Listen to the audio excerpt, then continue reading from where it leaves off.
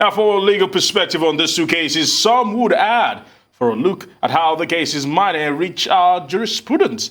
We are now being joined by Ken Oduntan, a law professor at the University of Kent, United Kingdom. I want to say welcome, Prof. Good afternoon.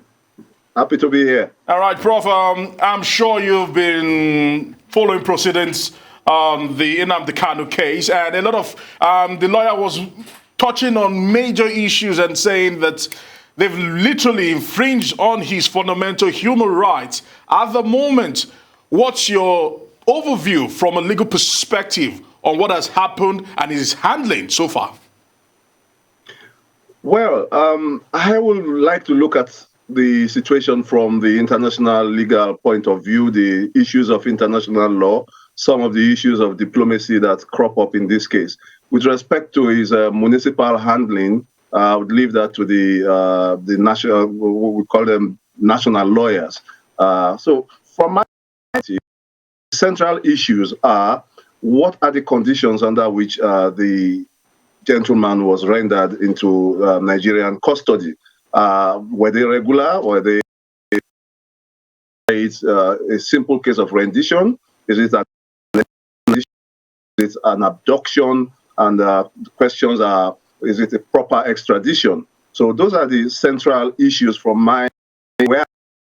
However, those issues are not easy to answer because of the paucity of information. We simply lack credible information on the circumstances of Kanu and Sunday Igboho's coming into custody. The government has not given any firm situation as arisen, and surprisingly, quite what they consider the circumstances under which others say he was abducted, he was maltreated, agents by agents of the Kenyan state. So upon that, because it does make a big difference. If it's the agents of Kenya that arrested him and maltreated him, that is not a Nigerian issue. That doesn't have any implications for Nigeria from a legal point of view. The sending of Nnamdi Kanu to Nigeria after his arrest by some authorities, that's the thing that worries me most about this set of circumstances. We are not clear. Let's assume that the authority back. In that case, under which request? Was there a request? Was it just under the fact that they would rather have him back in his country? So my problem is I don't have information. We have now to just when we're in that stage of talking politically, facts are not as beautiful as the law. I'm serious with that. I would encourage the government to come clean, tell us what Nnamdi Kanu came into the from there, because actually there is to routinely ask for people to be extradited. It's a very well respected area of international law, as we speak in so many countries between so many. So the traditional way of handling things in Africa, where is behind opacity and behind officialdom, not going well in this particular case, at least not in favor of the court of public opinion. In terms of Nnamdi's conditions of incarceration right now, like I said, it's law. Nigerian law is robust enough to that. I think the Nigerian principles are there in the criminal code, in the human rights. We even have an human rights council, or what we call Nigerian Human Rights Commission. They should be up and doing on this issue. It's very important to produce suspects. It's very important to have legal representation. Suspects are the lawyer of the suspect sees him as at when due. So I'm a bit worried about the issue. Also quite firm in my Professor Oduntan has a right to have him in custody. Point, if I may interject, yes.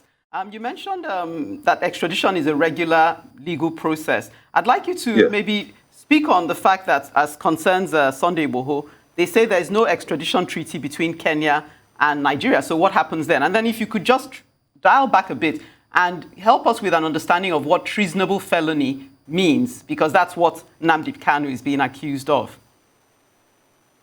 Treasonable felony is one of the most serious offenses, if I may start with the last one, as a human being can face.